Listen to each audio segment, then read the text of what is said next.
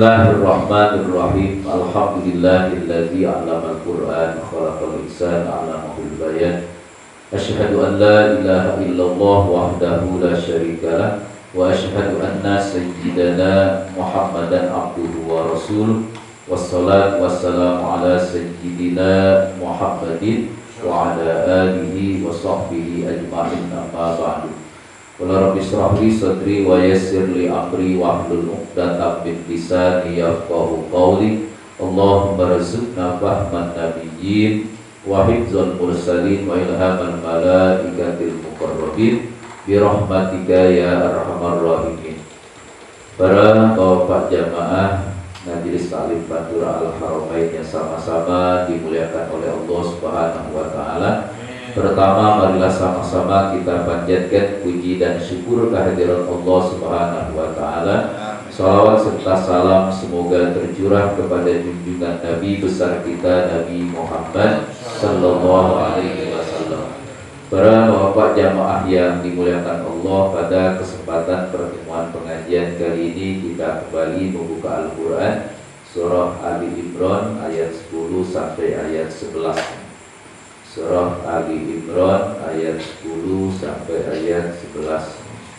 Ayat dulu Al-Baqarah, sekarang kembali pada surah Ali Imran ayat 10 sampai ayat 11. Itu mari sama-sama sebelum kita kaji tajwid dan tafsirnya, sama-sama kita baca, kita tadarus bersama-sama. Simak tajwidnya, saya lebih dahulu membacanya. Bismillahirrahmanirrahim. Bismillahirrahmanirrahim. Sama-sama kita baca. Innal ladzina kafaru amwaluhum wala auladuhum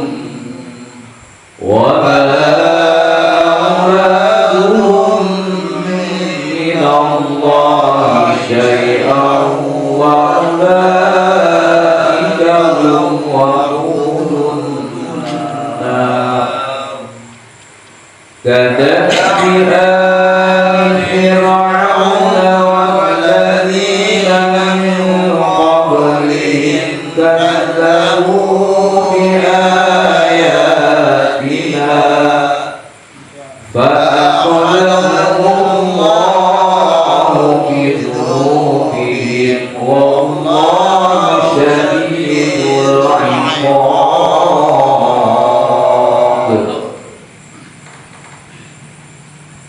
Innal ladzina kafaru, innya itu in dibaca, tajwidnya dibaca gunnah, sebab ada nun bertasydid. Huruf gunnah ada berapa huruf gunnah? Ada 2, nun dan mim, itu huruf gunnah. Nah, apabila kita jumpai di dalam Al-Quran nun bertasydid atau mim bertasydid, wajib dibaca gunnah. Gunnah itu artinya ditahan. Ditahannya sekedar 1 alif saja, jangan terlalu lama. Innal ladzina kafaru la tughni 'anhum amwaluhum wala auladuhum, ya, itu gunnah. Allazi, zidnya sekarang itu dibaca matto bini, sebab ada huruf maddiyah, sebelumnya ada huruf berharokat kasroh. Berapa panjangnya matobi? Matobi itu panjangnya 1 alif sama dengan 2 harokat. Nah, matobi populer juga disebut dengan sebutan mad asli. Ya, kita lihat keterangan tajwidnya di dalam kitab Hidayatul Mustafid. Ulama-ulama tajwid menerangkan bahwa mad tabi'i disebut juga dengan mad asli. Begitu pula disebutkan di dalam kitab Minahul Fikriyah. Karena aslinya mat itu hanya satu, yaitu mat tabi'i saja aslinya. Sedangkan yang lainnya selain daripada mat tabi'i, ya, itu selain daripada mat tabi'i itu semuanya mat far'i, artinya mat cabang. Ya, mat wajib mutasil, mat jaiz munfasil, mat arif li sukun, mat iwad, mat tamkin, mat farku, mat badal, mat lazim musaqal kalimi, mat lazim harfi musbah mustaqal, mat lazim harfi musbah mukhaffaf. Itu semuanya selain daripada mat tabi'i disebut mat far'i, artinya mat cabang semua. Aslinya mat hanya satu, yaitu hanya mat tabi'i. Kemudian kafaru rohnya itu dibaca takhim. Apa sebabnya? Sebab rohnya berharokat dhammah. Di mana roh berharokat dhammah? Roh berharokat fathah, roh sukun sebelumnya berharokat dhammah, roh sukun sebelumnya berharokat fathah, maka wajib dibaca tafkhim. Apa artinya tafkhim? Tafkhim itu artinya tebal, ya. Lawan daripada tafkhim adalah takik, tipis. Nah, kalau ini kena rohnya berharokat dhammah, wajib dibaca tafkhim, artinya tebal. Innal ladzina kafaru tebal, ya. Kemudian ru dari segi panjangnya dibaca mat tabi'i, sebab ada huruf mad wawu sebelumnya ada huruf berharokat dhammah. Panjangnya satu alif sama dengan dua harokat, sama dengan zi tadi itu. Kemudian itu ada alifnya di situ. Apakah jadi tanda daripada matobi? Bukan. Yang menjadi tanda hanya wawunya saja. Sedangkan alifnya itu disebut alif fariko. Artinya alif fariko itu alif yang membedakan wawu athof dan wawu jamak. Jadi tajwid ada hubungannya juga dengan ilmu nahwu dan shorof. Ya, jadi alifnya di situ alif fariko, alif yang membedakan wawu athof dan wawu jamak. Nah, ketika wawu itu ada alifnya, pada umumnya disebut wawu jamak. Ya, kalau wawunya tidak ada alifnya, pada umumnya wawu athof namanya. Ya, jadi ada hubungan juga dengan ilmu nahwu dan shorof. Karena yang namanya ilmu agama itu saling berparalel, saling berhubungan satu dengan yang lainnya. Kemudian yang selanjutnya anhum, lamnya dibaca ikhfa. Apa sebabnya? Sebab nun sukun bertemu ta. Ada berapa huruf ikhfa? Huruf ikhfa ada 15. Apa saja? Ta, sa, jim, dal, zal, zai, dal, zal, zai, sin, shin, sod, dot, to, zo, fa, kof, kaf. 15. Itu harus hafal itu. Itu huruf ikhfa yang jumlahnya 15. Apa artinya ikhfa? Ikhfa itu artinya disamarkan. Ya, kalau di dalam kitab Minahul Fikriyah, ulama tajwid menyebutkannya ikhfa itu diucapkan antara izhar dan idgham. Artinya idgham bukan, izhar bukan. Ya, ikhfa itu namanya, yaitu disamarkan. Jadi samarkannya diucapkan antara izhar dan idgham itu bagaimana? La, ya, jangan langsung lam, itu bukan ikhfa namanya. Jadi lam ya ikhfa itu disamarkan, diucapkan antara izhar dan idgham. Innal ladzina kafaru la tughniya anhum amwaluhum la, gitu ya. Gak boleh kita langsung lang, gak boleh lang, ujian lang ya. Jadi la gitu ya, itu ikhfa namanya itu. La tughni anhum amwaluhum wala auladuhum.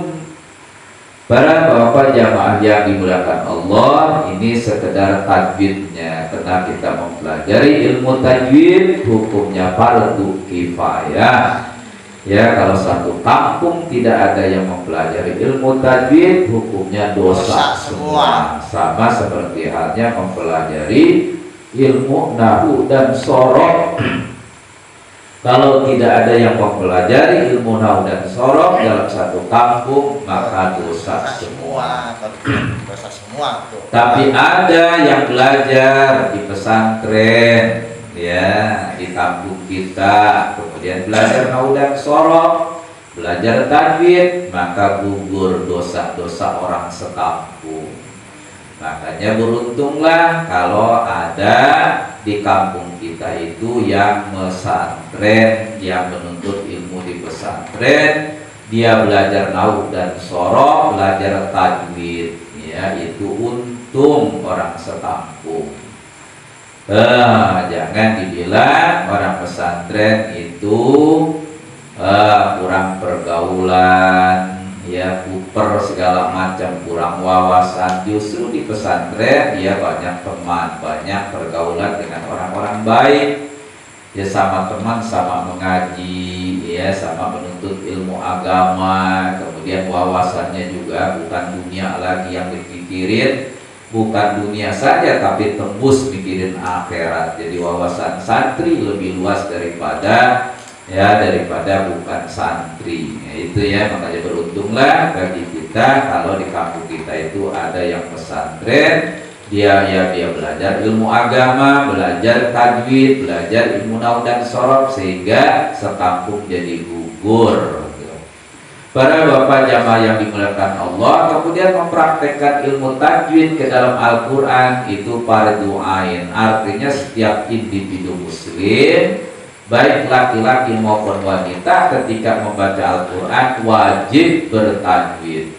Kalau tidak bertajwid, ya, kemudian nggak mau belajar, maka dosa hukumnya. Walaupun membaca Al-Quran, tapi udah nggak mau lagi ngaji, nggak mau lagi belajar, ya, tajwidnya, dosa kita. Makanya, ya, pelajari ilmu tajwid, jangan dianggap sepele ketika kita baca Al-Quran. Karena baca Al-Quran itu, ya, kenapa wajib bertajwid, bahkan harus fasih, huruf demi huruf membaca Al-Quran?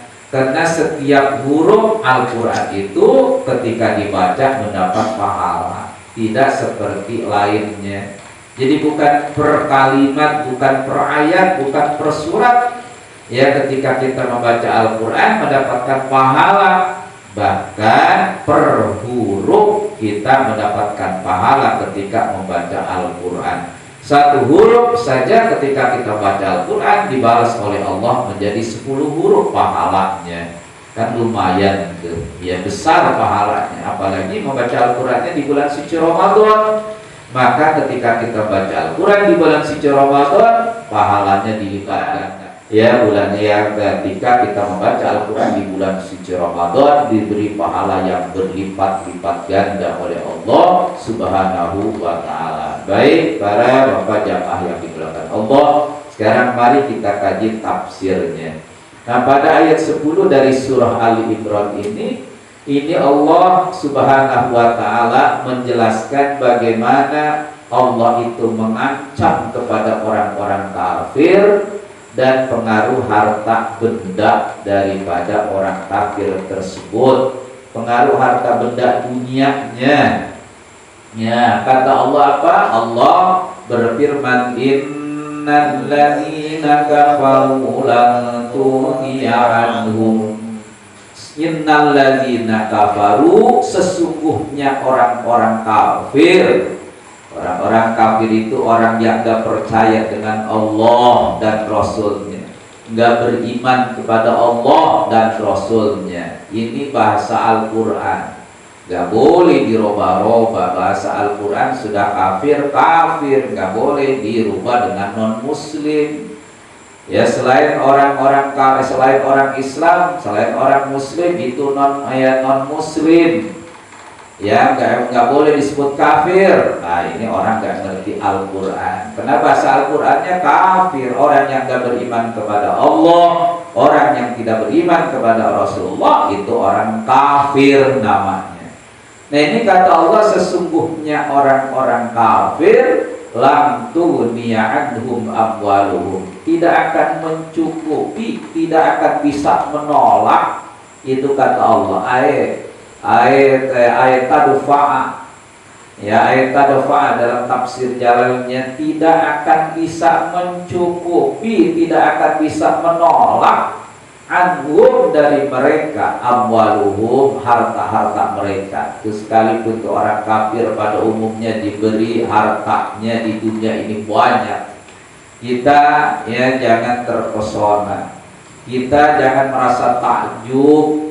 Ya, karena orang kafir itu diberi harta banyak oleh Allah, itu ya istidraj, sungkunan dari Allah. Sungkunan itu kata orang kampung bilang diampogin tuh, makan tuh di dunia tuh harta sebanyak-banyaknya wahai orang kafir, kata Allah secara gak langsung. Tapi nanti di akhirat ya akan dimasukkan ke dalam neraka oleh Allah Subhanahu wa ta'ala. Ya, walaupun dia banyak berbuat kebaikan ke orang-orang kafir, misalnya dia banyak membantu fakir miskin, itu kan sifat kemanusiaan. Tapi terhadap Allah lain lagi, dia harus punya iman. Makanya tidak dikatakan baik itu orang kalau tidak beriman kepada Allah. Sekalipun ya menurut pandangan manusia dia baik, suka menolong orang, suka membantu orang, suka pokoknya macam-macam kebaikan dia lakukan, itu pandangan manusia. Tapi dalam pandangan Allah itu iman. Karenanya kalau dia tidak beriman, sekalipun menurut manusia baik, tapi dia tidak beriman kepada Allah dan Rasulnya, belum dikategorikan orang baik. Itu di sisi Allah. Ya, katanya syarat orang baik itu ya harus beriman dulu kepada Allah Subhanahu wa ta'ala.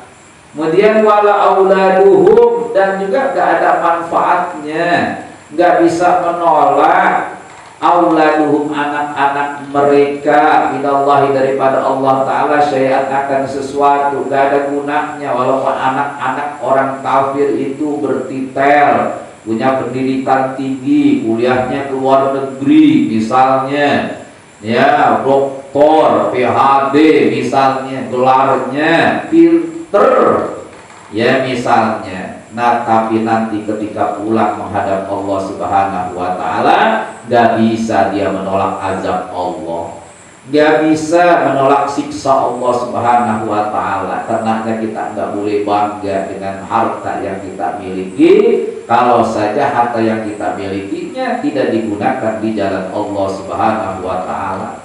Dan juga kita gak boleh merasa bangga ketika kita punya anak, detailnya berentet, detailnya S1-nya aja 10 detail misalnya, ya, kemudian ya S2-nya aja 3 detail, udah MH, udah MM, udah MSI misalnya, banyak detail merentet.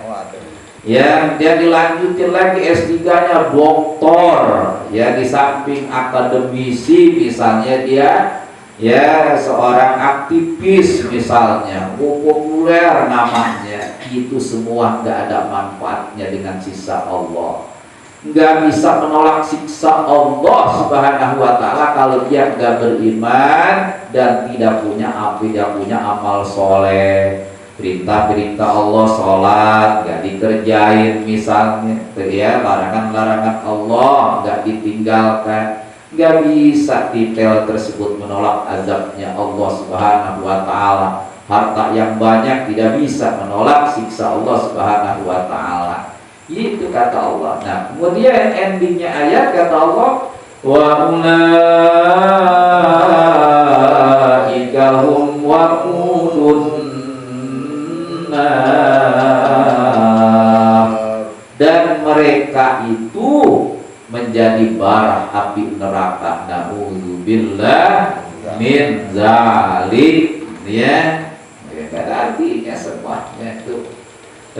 Begitu kembali kepada Allah Subhanahu wa Ta'ala, jabatan ditinggal, walaupun posisinya punya jabatan tinggi, ya, hartanya banyak. Kalau sudah meninggal selesai sudah, ya, selesai sudah, hartanya nggak dibawa, jabatannya ditanggalkan semua. Tinggal yang dipertanggungjawabkan di hadapan Allah adalah amal perbuatannya, amal solehnya. Dia beriman atau tidak kepada Allah, dia beramal soleh atau tidak, ya, ini yang dipertanggungjawabkan di hadapan Allah Subhanahu wa Ta'ala. Berapa lama sih kita hidup? Ya, berapa lama kita hidup? Cuma hanya beberapa, ya, hanya beberapa puluh tahun. Itu pun kalau yang sampai puluhan tahun. Kebanyakan apalagi orang sekarang 60 tahun. Ya, 60 tahun aja udah lemah. Udah lemah. 50 tahun aja orang sekarang udah lemah. 60 tahun apalagi. Iya.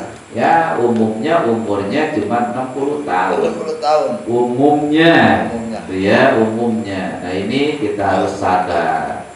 Ya, jadi harta yang kita miliki baik perbanyak, kita sedekah. Apalagi sekarang ini kalau yang sudah akhir tahun, alam menyambut dengan berbagai macam bencana, erupsi gunung, ya, kemudian banjir bandang, ya, apalagi banyak itu, ya, banjir bandang, banjir yang biasa, tapi banjirnya segenteng banyak itu setiap mau akhir tahun Masehi. Kenapa? Karena sekarang nggak langsung alam itu udah ngasih peringatan, gua jangan diinjak-injak maksiat loh di malam tahun baru Masehi. Ya, biasanya kalau di malam tahun baru Masehi kondom lagu keras itu kondom. Na'udzubillah min zalik. Makanya kata alam, mumpung lu belum ngerjain, gua sekarang gua goyang dulu, kata alam, gitu ya. Gua muntahin dulu, kata alam. Kata gunung, gua muntah dah, kata gunung Semeru. Ya, lu pada malam tahun baru banyak yang mabok, mendingan gua dulu mabok, kata gunung Semeru.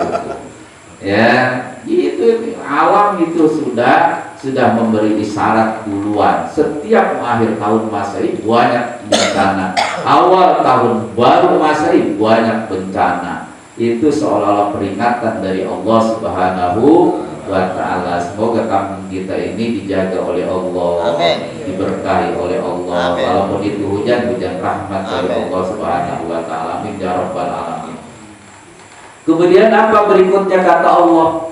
Kadabi ali fir'aun walladzina min qablihim. Kadabi ali fir'aun, ya, seperti halnya tradisi keluarganya Fir'aun. Itu tradisi keluarganya Fir'aun, bangga banget itu Fir'aun dengan kerajaannya, dengan kekuasaannya, bangga. Seolah-olah dia berkuasa, siapapun gua libas pokoknya. Ya, yang menantang gua, ya gua libas. Ya, Nabi Musa alaihissalam ketika itu, ya, menyuarakan kebenaran, gua libas, kata Fir'aun. Tapi ujung-ujungnya mati duluan, koit duluan itu Fir'aun. Itu ya, na'udzubillah min zalik. Karena sombongnya, hartanya banyak, berlimpah kekuasaannya, ya, luas kekuasaannya ketika itu di Mesir. Itu Fir'aun jadi sombong dengan kekuasaannya, dengan hartanya yang banyak, ya, bahkan sampai-sampai ngaku jadi Tuhan. Ya, kemudian wallazina min qablihim, dan orang-orang sebelumnya keluarganya Fir'aun. Seperti mana? Seperti kaum Ad. Ya, kaum Ad itu kaumnya Nabi Hud, kemudian kaum Samud kaumnya Nabi Soleh. Itu kaum Ad itu sombong-sombong, orang lain belum bisa membangun rumah bertingkat berlantai, di Yaman dia udah bisa membangun rumah bertingkat berlantai. Itu kaum Ad. Ya, sampai-sampai diajak oleh Nabi Hud untuk beriman kepada Allah, dan beriman kepada Nabi Hud ditentang sama dia. Ya, gua ini udah kaya secara gak langsung kata mereka. Gua ini udah kaya, gak beriman kepada Allah juga gua udah pinter. Otak gua jenius, di negara-negara lain belum bisa bangun rumah berlantai. Gua udah bisa. Disinilah lahirnya kalau sekarang itu arsitektur. Ya, lahir ini dari kaum Ad. Ya, begitu pula kaum Samud. Itu kaum Samud di zaman Nabi Soleh alaihissalam. Kaum Samud menentang Nabi Soleh, yang diajak oleh Nabi Soleh untuk beriman kepada Allah dan kepada Nabi Soleh. Ini kaum Samud juga diberi kelebihan, walaupun itu batunya besar sebesar gunung, ya mereka bisa memecahkan dengan cara mereka sendiri. Otaknya pintar. Ya, dari kepintaran ini akhirnya mereka menjadi kaya. Ya, begitu pula sama seperti kaum Ad, pertanian makmur, kaum Samud juga sama. Tapi akhirnya apa? Dari karena kesombongan mereka terhadap apa yang mereka miliki, sama seperti Firaun dihancurkan oleh Allah Subhanahu wa ta'ala. Mereka binasa. Bahkan kaum Ad dan kaum Samud udah nggak ada sekarang. Yang tersisa adalah kaum Bani Israel sekarang, yang sombong sekarang. Ya, itu ya kaum Nabi yang lalu seperti itu. Kadzabu bi ayatina, mereka itu banyak berbohong dengan ayat-ayat Allah. Banyak kan sekarang, kadang-kadang orang udah diberi ujian sakit, padahal diingatkan oleh Allah. Tadinya gak sholat aja susah, ngaji apalagi dah. Sholat aja susah, ngaji apalagi di musim hujan. Malesnya bukan main, pengennya tidur aja di rumah. Habis tidur makan, habis makan tidur, pengennya kalau di rumah tuh ya. Iya, enak kan itu ya. Beras cepat habis dia kalau musim hujan. Ikan asin ludes di musim hujan tuh. Ngaji ogah, seten.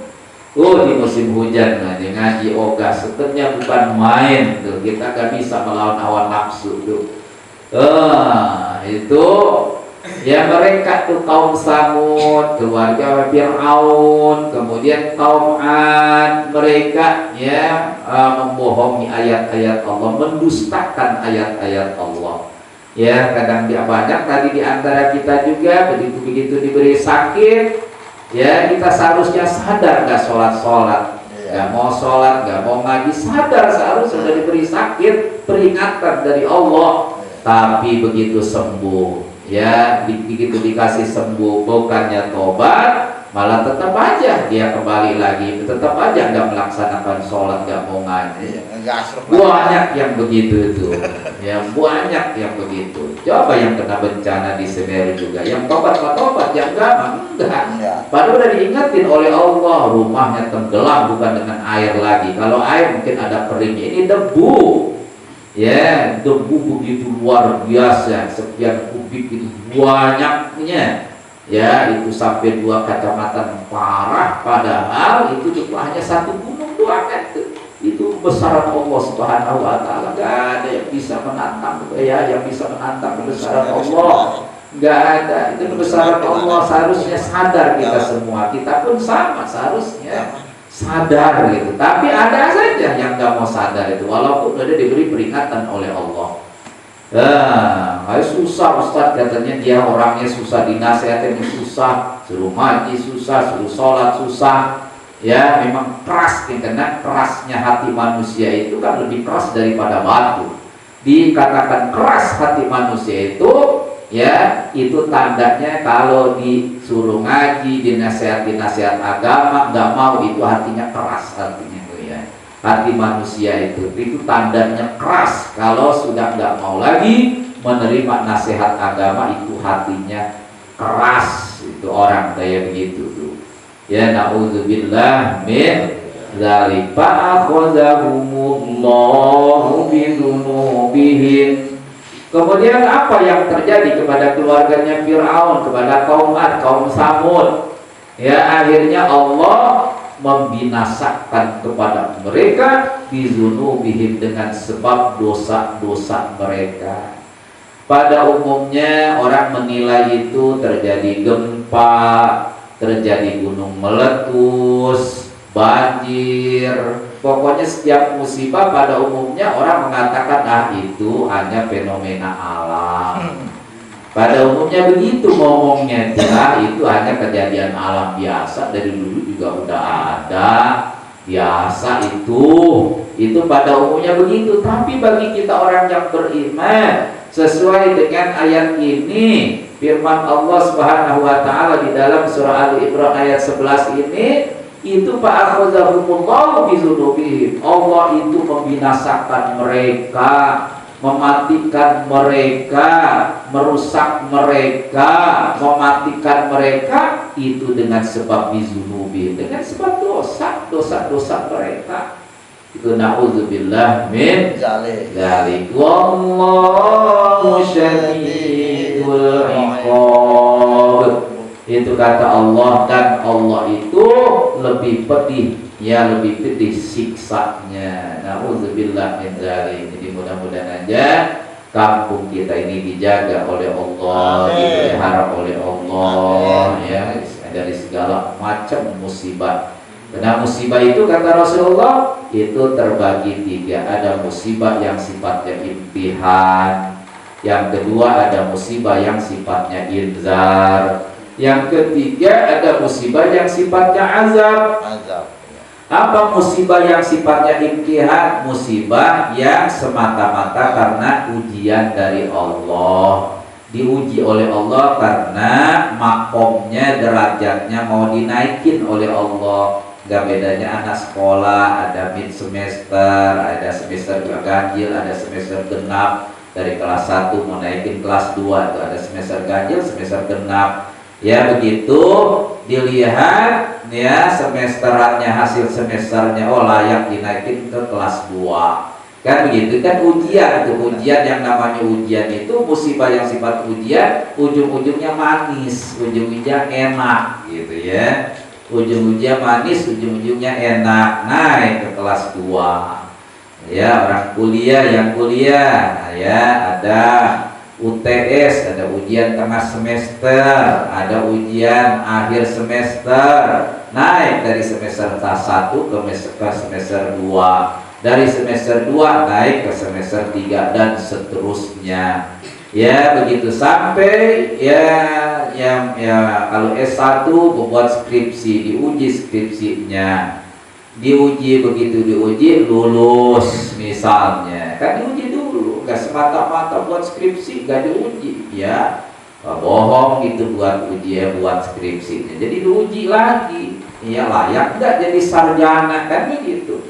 Nah Allah juga sama, diuji layak gak nih diangkat jadi wali, atau diangkat jadi abuya, layak gak nih diangkat jadi ustadz misalnya, layak gak nih dijadikan orang yang soleh. Itu diuji dulu, gak semata-mata ujuk-ujuk dijadi orang soleh, enggak, diuji dulu dengan berbagai macam ujian. Bisa dari penyakit, bisa dari ekonomi, bisa dari perjalanan hidup, macam-macam ujian yang diberikan oleh Allah karena mau diangkat derajatnya. Itu musibah yang sifatnya ujian, bagus.